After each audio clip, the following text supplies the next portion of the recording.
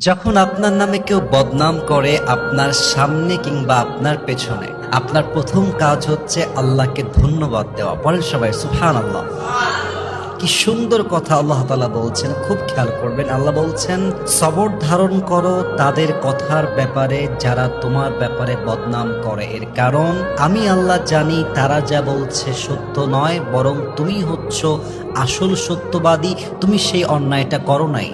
এবং মাথায় রাখবা, যখন তোমার নামে কেউ বদনাম করে তোমার লাভ হচ্ছে দুইটা। এক, তোমার সমস্ত গুনাহ তাদের আমলনামায় চলে যাবে এবং তাদের সমস্ত সওয়াব তোমার আমলনামায় চলে আসবে। সুবহানাল্লাহ।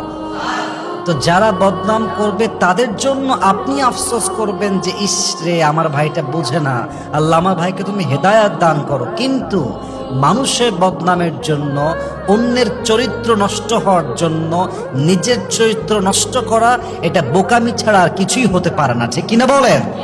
অতএব আজ থেকে বদনাম করলে নারাজ হবেন না, মন ছোট করবেন না, ভরসা রাখবেন এক সত্তার উপরে। তিনি কে?